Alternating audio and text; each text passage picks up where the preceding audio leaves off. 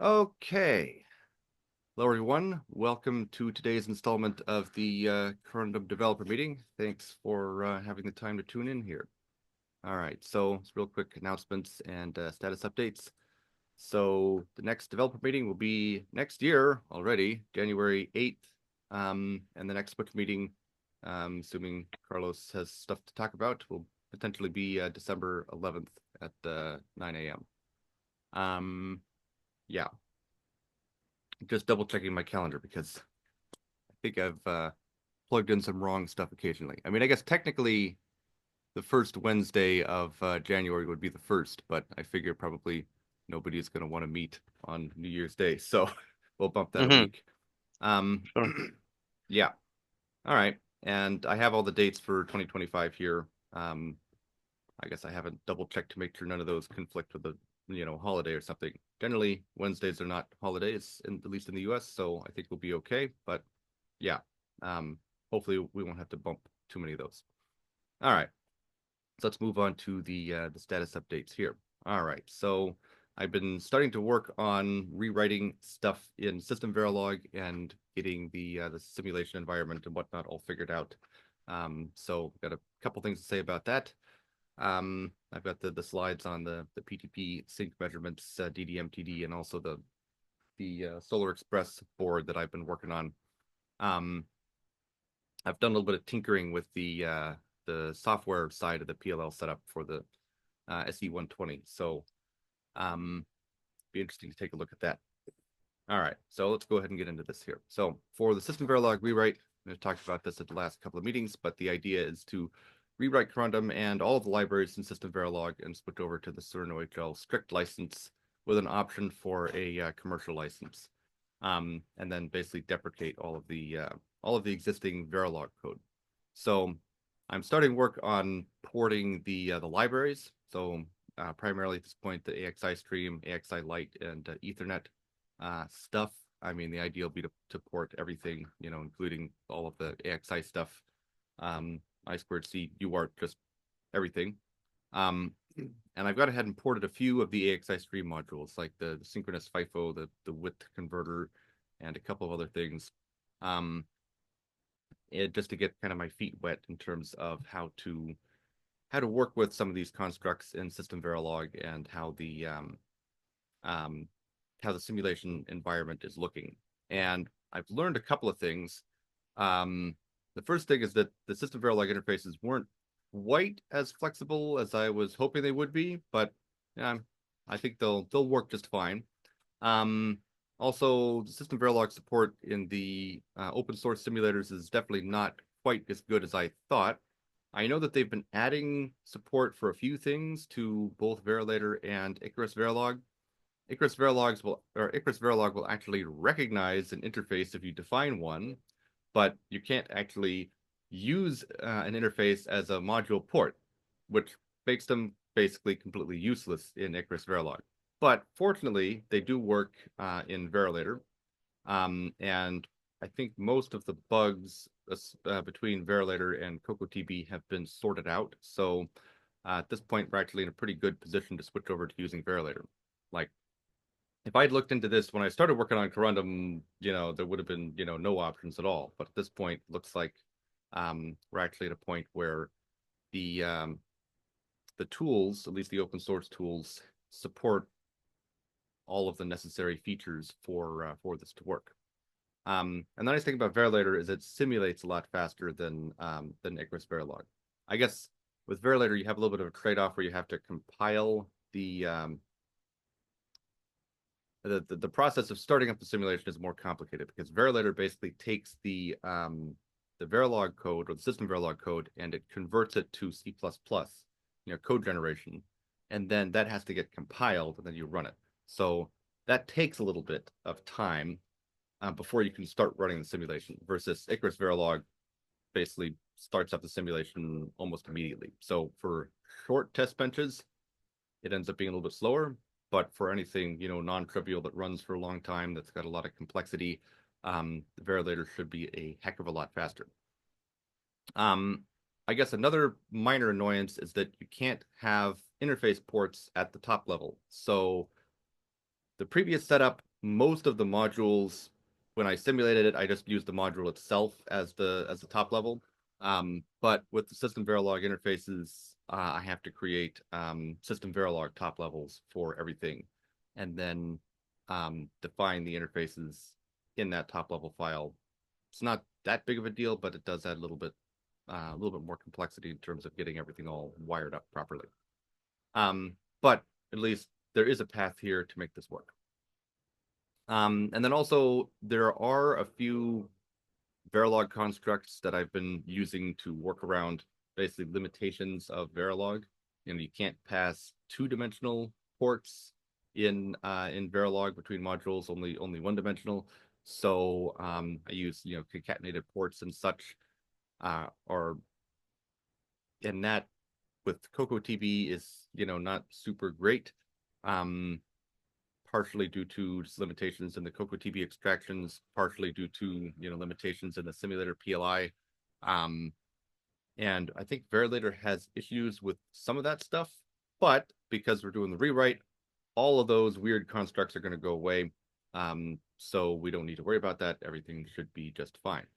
And when I talk about Verilator having a problem with that, it's not in the design, it's at the interface to the test bench and CocoaTV and whatnot. So um, if all that's moving to interfaces, then that cleans up most of these problems. So I'm not sure what the timeline is going to be for actually getting all this stuff ported over, but I'm going to be chipping away at it um, as quickly as I can. But I also have a number of other things to do. Once I have all the libraries ported, then we'll have to figure out the right strategy for moving over Corundum, because that's I'm not sure how to do that incrementally. Basically, we'll just have to cut over at some point probably. But yeah, that's kind of the status at this point. It looks I haven't found any like major roadblocks at this point, and starting to port over things piece by piece. So I'll maybe the next meeting or one after, something like that, I'll probably have the core libraries in a state where people can start taking a look at at what's going on with that, and if there's modifications or things that need to be looked at, then we can take a look at that. So yeah, that's about it in terms of the status updates for the rewrite at this point. Still pretty early. Um, and then, like I mentioned at the last meeting, I've been doing some performance characterization of the timing side of Corundum. I have a couple of these GuideTech CTIA cards with a 1 picosecond or sub-picosecond resolution, and using that we can get some insights into kind of the timing performance of Corundum in terms of time synchronization, PTP subsystem, and whatnot. So I'll just blow through this relatively quickly because I went over it in more detail last time. Um, I did a couple of different tests just with pure PTP between both Corundum hardware and then also commercial hardware. So I took two of these Silicom cards running Corundum, synced them, and then did the same thing, but with or then switched between two Corundum cards talking to each other and one Corundum card talking to a ConnectX-7. So with Corundum talking to itself, we get basically the average of 0. So that's pretty good with a range of about 100 nanoseconds or so. This is looking at the PPS output on the cards. So PPS output being generated by the PTP period output module. So this is decidedly not great. So the question is, what exactly is going on here to generate this, very large variance on here? I mean, the difference being 0, or the mean of this being 0 is pretty good, but that's way too much spread. So I swapped out one of the cards for a ConnectX-7, and a couple interesting things happened. One of them is that the average shifts to an offset of about 100 nanoseconds or so, but the range reduces to about 70 nanoseconds. So it definitely seems like there's a lot of variance on the Corundum end, and somewhere we're getting a relatively large offset. So it's unclear which end that's on, because if Corundum has an offset and you have two Corundum cards talking to each other, that offset will cancel itself out. So sorting this out could could take some careful poking around. But this definitely indicates that there's some stuff that needs to be revisited in the time synchronization component if we want to get down to, you know, the nanosecond level synchronization. Microsecond, sure, this works fine, but nanosecond, yeah, that's a problem. Right, and this is just, you know, the two back-to-back traces over here. It's Corundum versus CX7 over here. It's Corundum versus Corundum. So you can see how the offset changes and the spread changes after things resync between switching cards. Okay, so then I dug into this a little bit more detail. This is, you know, basically the same test here. The idea is to figure out, you know, or to try to isolate where this variance is coming from. So the first thing I realized is that this PPS output is being generated sort of indirectly in the PCI Express clock domain. And if that's running with spread spectrum, that's probably not a good thing. So I switched that to come off of the internal PTP reference clock domain. So instead of from the period output module, just direct from the PTP hardware clock module. And this reduced that 100 nanoseconds down to 25 nanoseconds, but with a small offset. So that's definitely an improvement. But this reference clock domain at 161 is not the same as, you know, what the divided clock domains are in the Ethernet transceivers, which are 156. So, all right, well, let's see what happens if we switch the reference clock from 161 to 156. And when we do that, it again reduces to about 10 nanoseconds or so. So there's definitely quite a bit of room for improvement in the PTP time distribution components. So the idea long term is to take, you know, some of the ideas from White Rabbit, try to integrate it into the subsystem to make this work, even with, you know, somewhat different to make this work with a higher precision. So 10 nanoseconds, I guess we're getting down to the level of what you might be able to expect just due to the fact that we're using PTP to synchronize this and we're not pushing on any clocks. So for ISPCS and the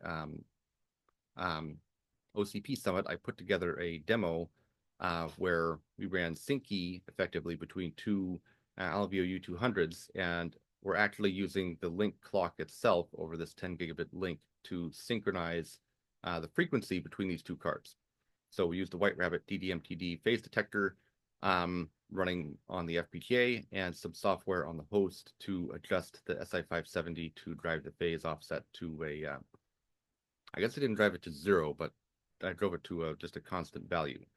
And this can time sync between the cards with about 150 picoseconds peak to peak, even over a long period of time. So it's a 24-hour measurement or so, and it, you know, solidly 150 picoseconds, including all of these little spikes.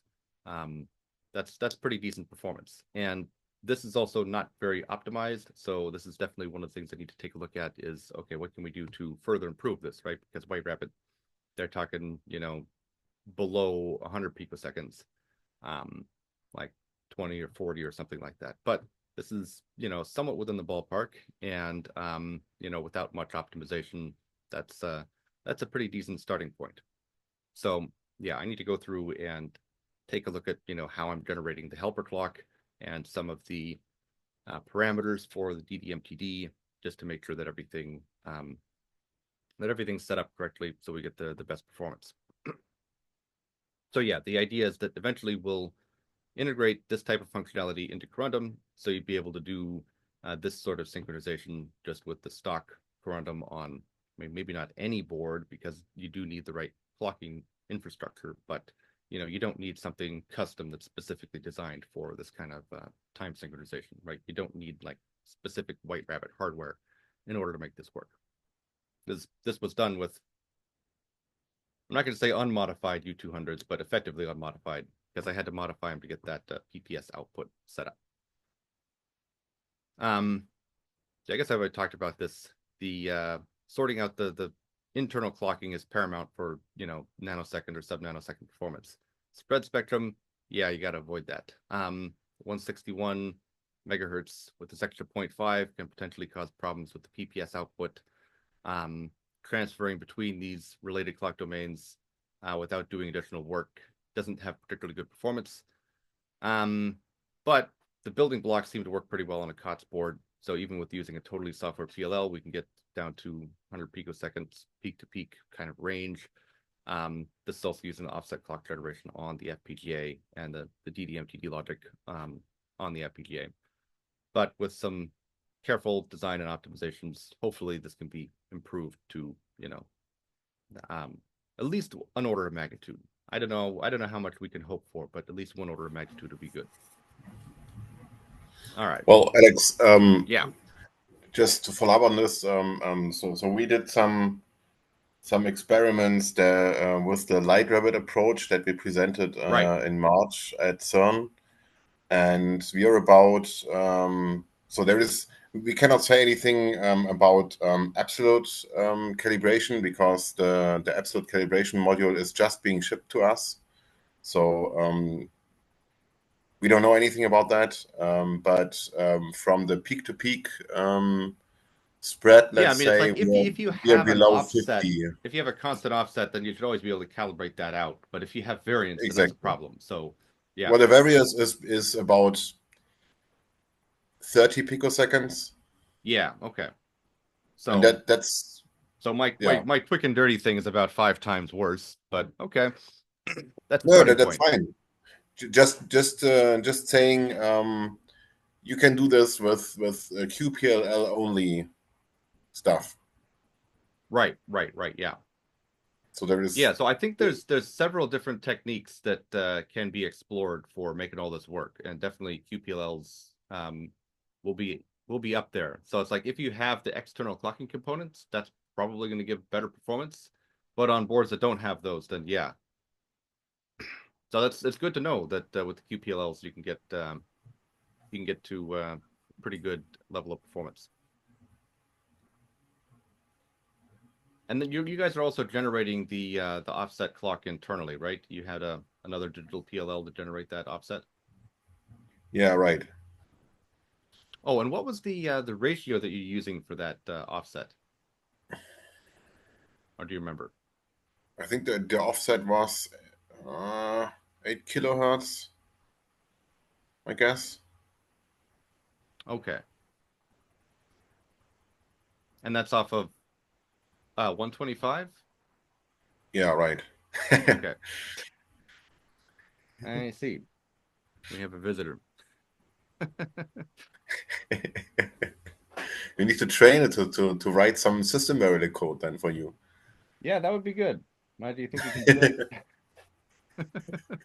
that? I don't know. Yeah, just wanted to add this. So just sorry for the Yeah, no, interruption. that's good to know. That's good to know. Yeah, there's definitely a few potential techniques that I've been mulling over for how to handle cards that don't have the necessary clocking infrastructure, or cards that do but have a BMC that throws a monkey wrench and everything, which is Yeah. the case on quite a few boards. Um, but yeah, Actually, there's yeah. maybe an interesting update is so there is a public merge request with all the code that we use on the GitLab of CERN. Ah, So you okay. can actually look at it now. Well, Okay. since a couple of months, but yeah, it's Nice. still Okay. in progress because I guess the people at CERN are busy with other stuff that is more important for now. But it's public. What's new? Yeah. Okay. Well, might have to take a look at that then. That and so you guys basically just made some modifications to the White Rabbit core, right? If I remember correctly. Yeah, so we did a couple of things. So we moved from the special hardware stuff to the ZCU 102, so something that most people have. We used the regular instantiation of the GTH transceivers and added the interface to the, how was it called? The QPLL tuning thing, Right. Fraxo something. And then modified the PLL component or the components controlling the PLLs, and yeah, ported the software to it and managing it and so on. So Did you guys also yeah, have to retune the SI 570 on the board? Change the I frequency on that? think we do Okay. because the default one is 156.25, Yeah.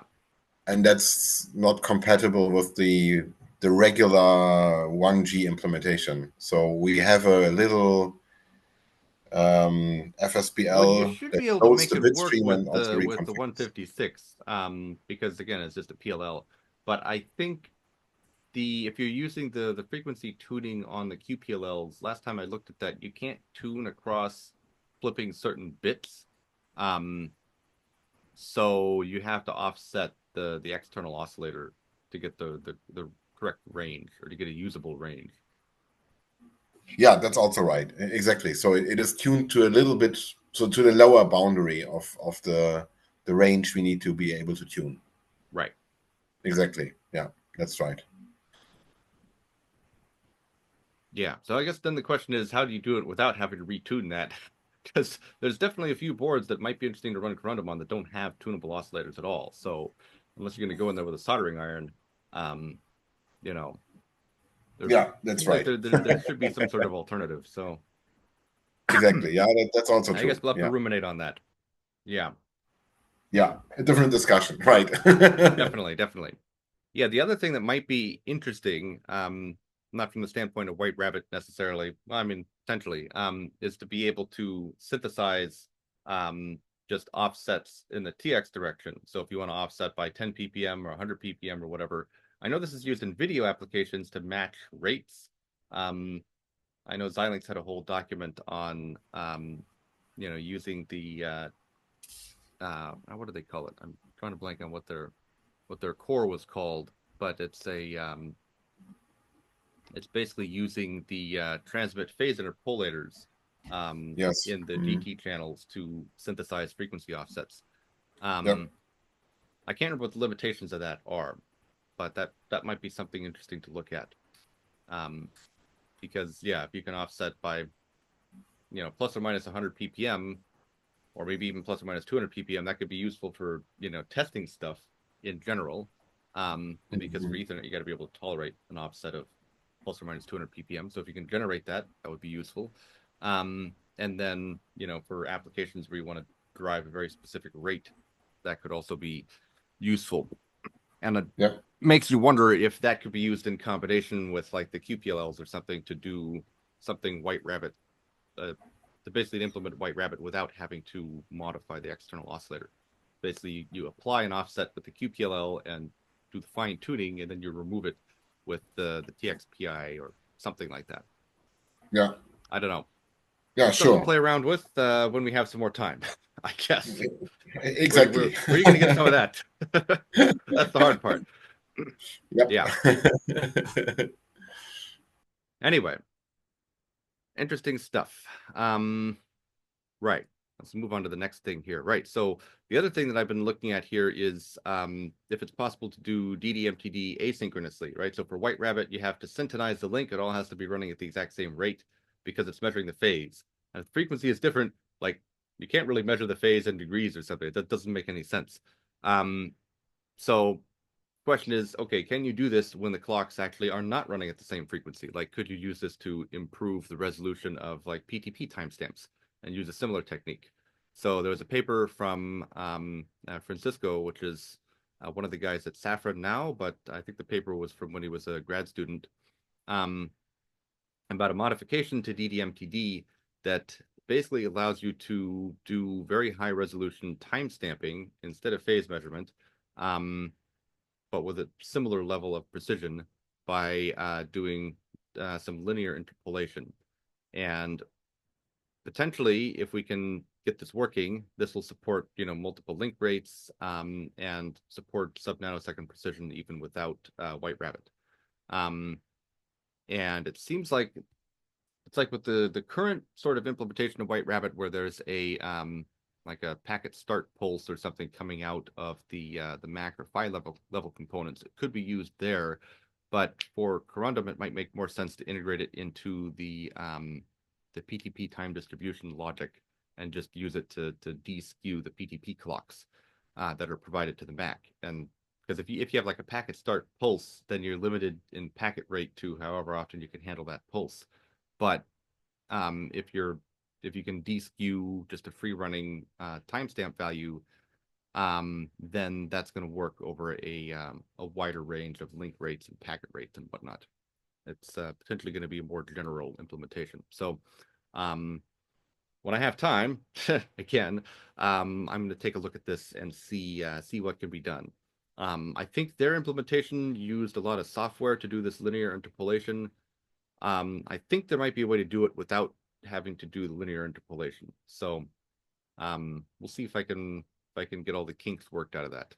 I don't know if it'll work, so I'm not going to talk about it too much until I have a better understanding of whether this is going to be a feasible thing to do. But if it works, then that means we could potentially be getting picosecond precision timestamps even for PTP. And it seems like this could potentially work well with the different with ports running at different link rates because with the current White Rabbit setup, you doing the phase measurements.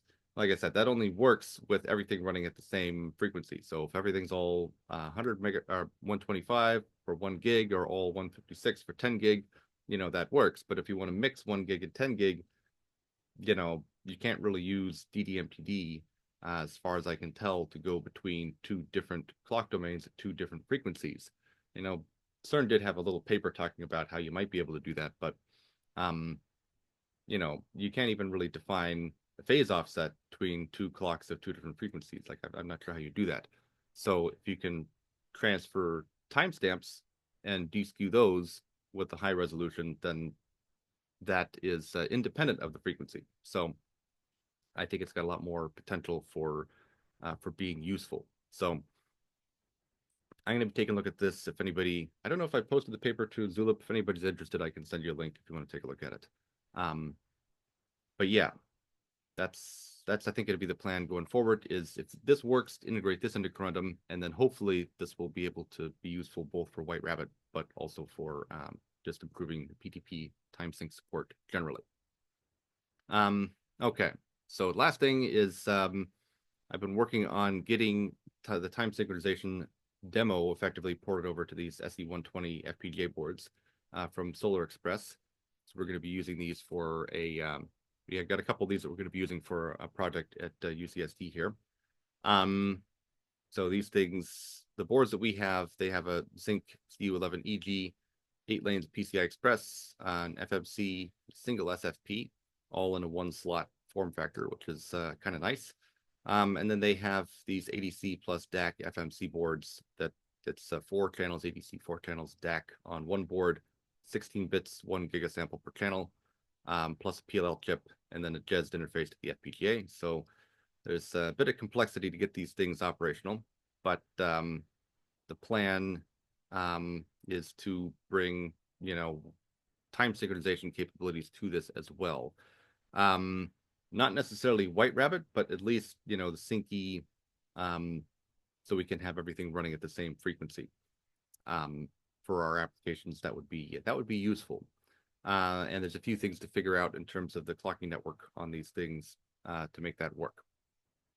And there's a potential to lock the PLL chip on the FMC to the SI5344 that's on the FPGA board and provides all the reference clocks on the FPGA board, such that you can basically use Syncy or White Rabbit to synchronize the DAC and the ADC clocks, which is possibly a useful capability.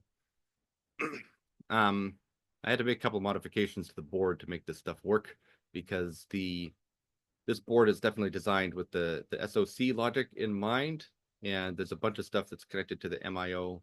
But fortunately, they actually hooked up all of the oddball SFP control pins that aren't used in most cases these days. So I was able to usurp a couple of those for both a PPS output connection and to bridge over the I2C bus between MIO only connections and a couple of these. I think I used the RS pins on here so that the FPGA can actually directly access the PLL chip and a couple of other components. So um, that seems to be working pretty well just in terms of the overall board. But when I tried doing the same Syncy demo on the Solar Express board, the performance is not particularly amazing. So I've been working to try to figure out what exactly is going on here. So with two Alveo U200s, we get like 150 picoseconds. Seems pretty reasonable. With the SE120 board acting as a master, and with the exact same U200 using the exact same bit file, we're getting 800 picoseconds peak to peak in the initial testing that I was doing. So it is synchronizing, but something funky is going on here. And obviously it's not something in it's not like I made a huge mistake in the DDMTD logic or something because that's on the Alveo board. That worked just fine at with the other Alveo board to provide 150 picoseconds or so precision. So the only thing I can think of that's going on here is we've got maybe some combination of the software PLL loop not being able to track changes in the reference oscillator on the other end, combined with a crappy reference oscillator on the Solar Express board that's drifting around.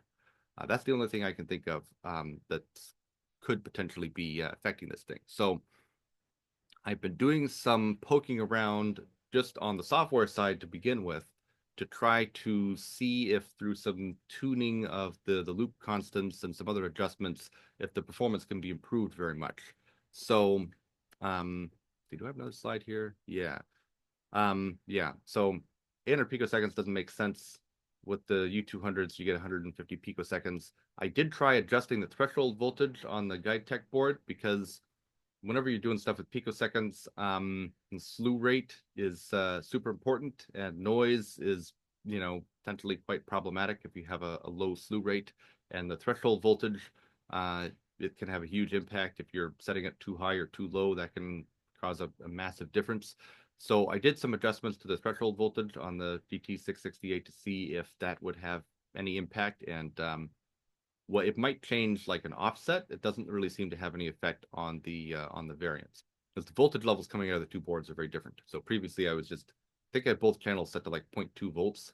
So the swing out of the U200 is quite low. The swing out of um, the SE120 is like 3.3 volts, but 50 ohms. So probably ends up being a swing of like 1.6 volts or so. So I think I set it to 0.8 volts instead of 0.2 volts, and I basically got the same performance. So yeah, the suspicion is that the reference oscillator is not very stable on the SE120. So I've been making some adjustments um, to the software side of things to try to speed things up. So let's see, what did I do? I removed all the delays, so we're not waiting for anything. We're just running as fast as we can. I did a small modification in the driver to change the baud rate effectively of the I2C interface to try to make things, go faster. I also removed a couple of byte writes, so it's only writing the low order couple of bytes to the SI570 again to try to speed things up. And um, initially that didn't really seem to do all that much. I also messed around with the PLL loop constant a little bit with I have a scaling factor on the error, and then also the KP term. I messed around with that a little bit, but you put all these modifications together and it actually seemed to help a little bit. And the error dropped to about 300 picoseconds peak to peak instead of about 800.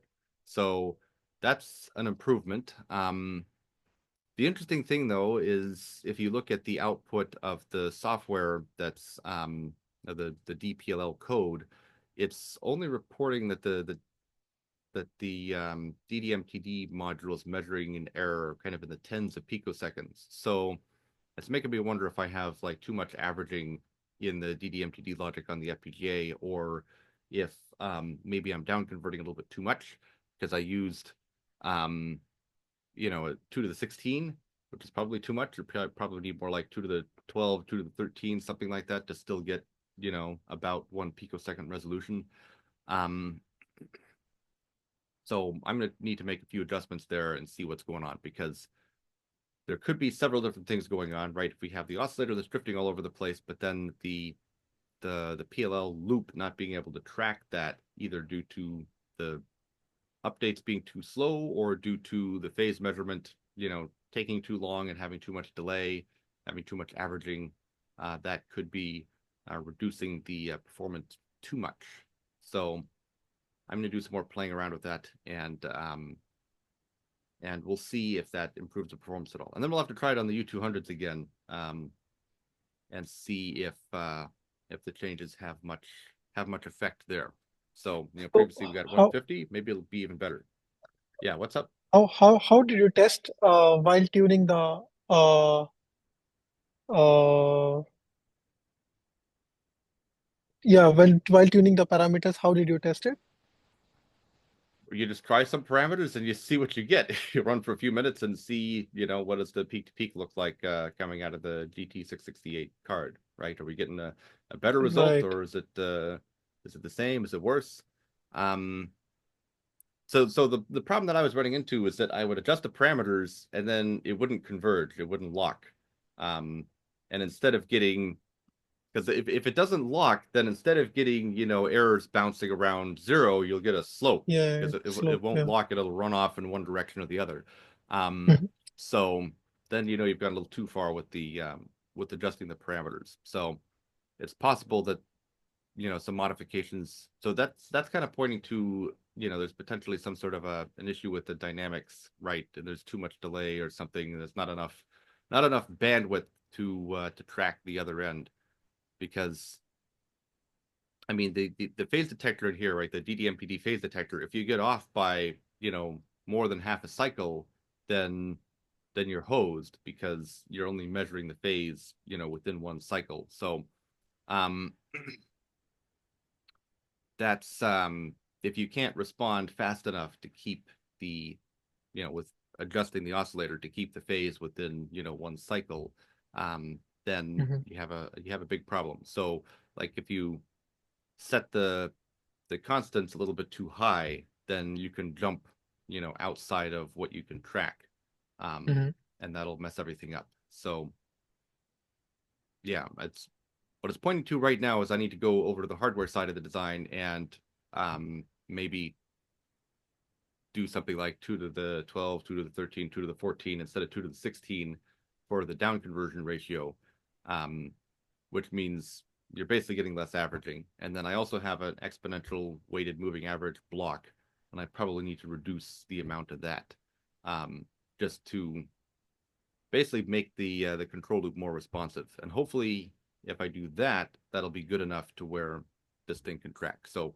I was literally just working on this tuning last night, and I got some improvement there. So hopefully, over the next few days, I'll be able to take a look at making a couple changes on the hardware side and see what happens.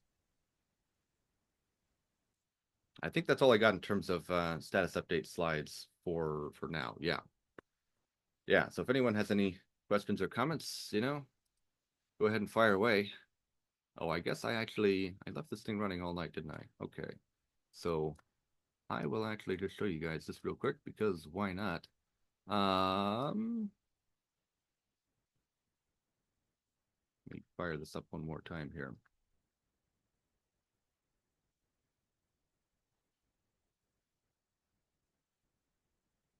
Ah, shoot. All right. What the heck is wrong with Zoom? It's showing me a black screen instead of the window, instead of my desktop. So that's not going to work. Let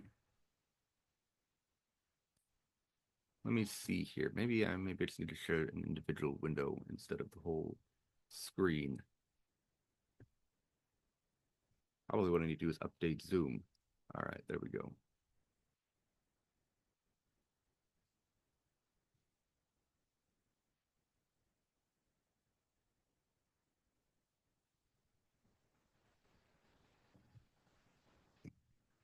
I don't know why Zoom's putting this black box over the thing, but if you guys can see, that is what it's currently looking like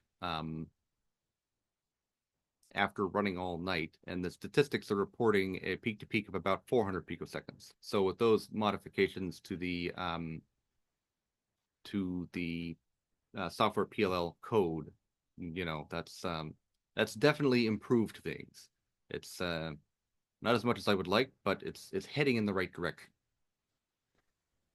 I think we couldn't see much, but You couldn't see much? yeah, at All least Yeah, yeah, but you said it's you get the numbers. 400 peak to peak. So I can see I'm not good enough to notice the differences in the jitters. Well, did you see the window with the graph? Only for like one instant. Oh, really? Okay. Hmm. All right, let me try that one more time then.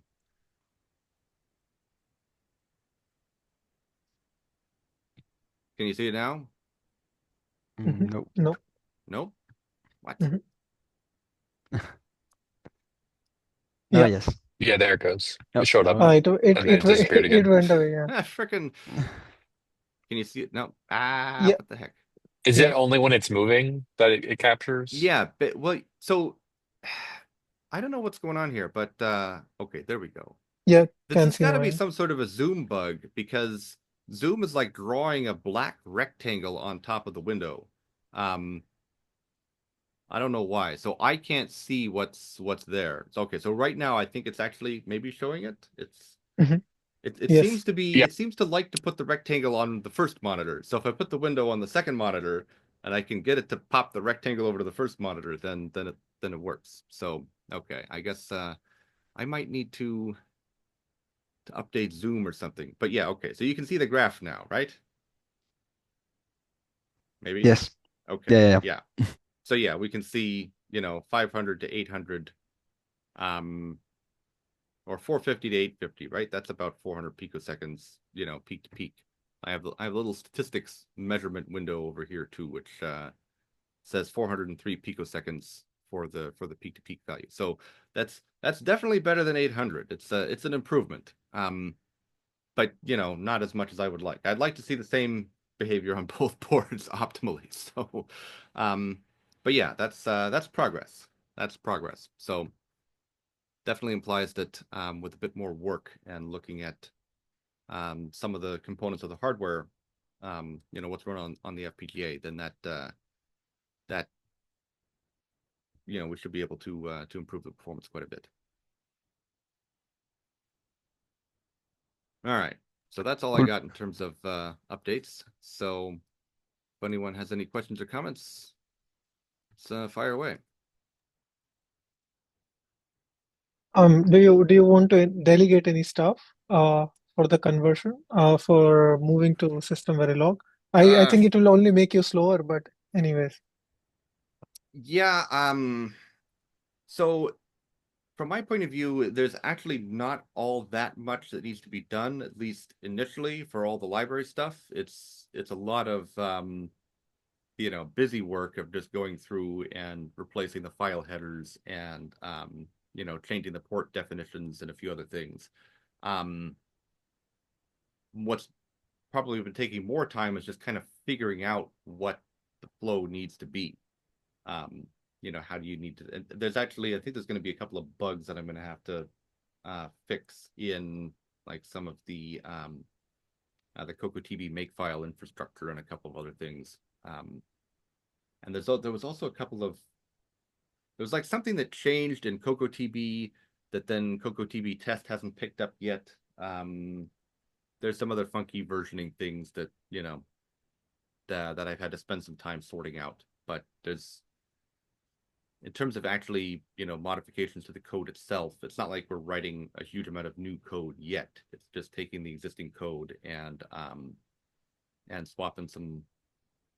swapping out the top level interfaces. So it's not really stuff that I think makes a lot of sense to delegate out yet.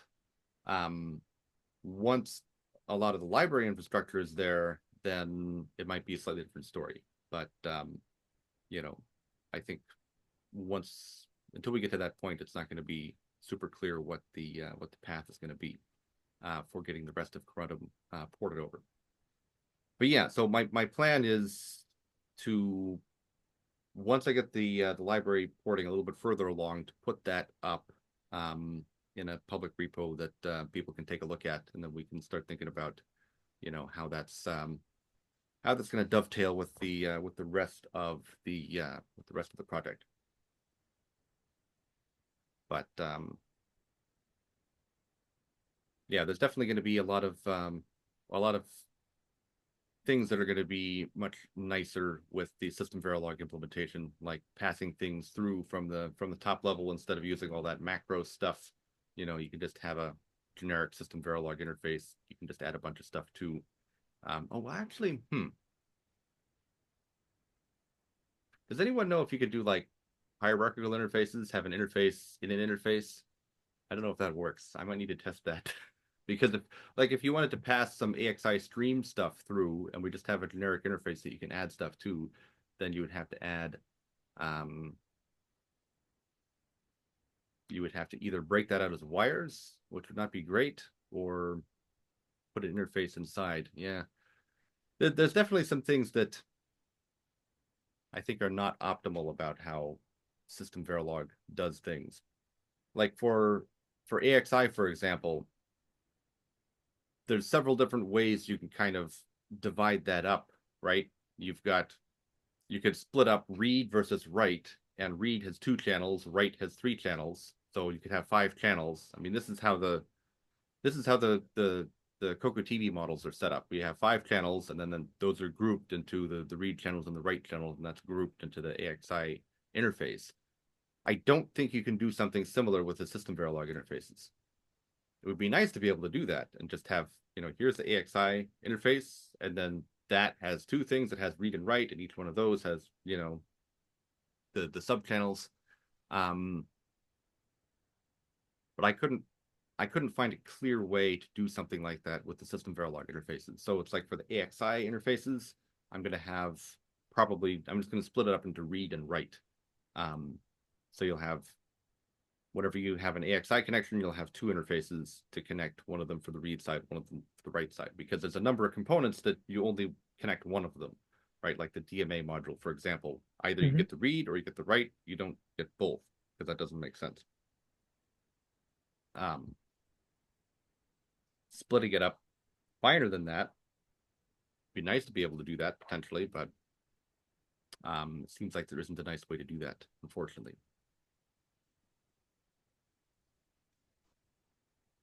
But yeah, so that could potentially be a concern, because it's like if you wanted to pass a bunch of additional stuff from the top level down into the core of Corundum, it would be easy to provide just kind of a generic pass-through interface. You could override that interface module with, whatever code you wanted, and then pass stuff through. But if that only works for passing, just individual wires through, as opposed to, I want to pass, 4 AXI stream interfaces plus an AXI light interface,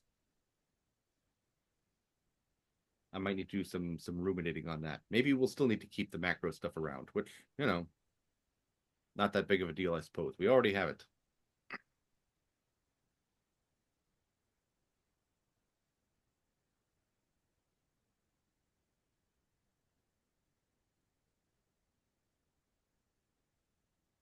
Yeah, but I have been thinking about that too. Like with Corundum, it would be nice to be able to do something sort of incrementally instead of just having to cut over the whole thing, because there are some, like there's several improvements that I would like to make to Corundum that are, backwards and compatible in terms of, changing how the descriptor handling works and whatnot. But it'll take some time to figure out how to do that properly. And I don't want to leave the project in a situation where, the system Verilog, or the Verilog version is, not being developed, but the system Verilog is very beta and not complete, not ready for use. So yeah, I got some ruminating to do on that. But yeah, I'll certainly let people know if I need help with whatever.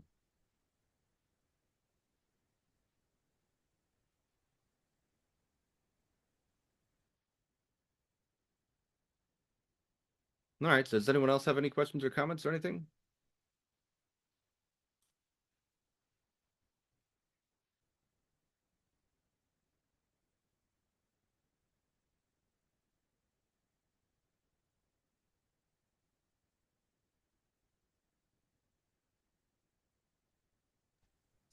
Not from my side. All right. Well, I guess Thank you very much. yeah, I guess we'll call it a day and see you guys next year, I guess, right? Jeez, I can't believe it's been a whole year already.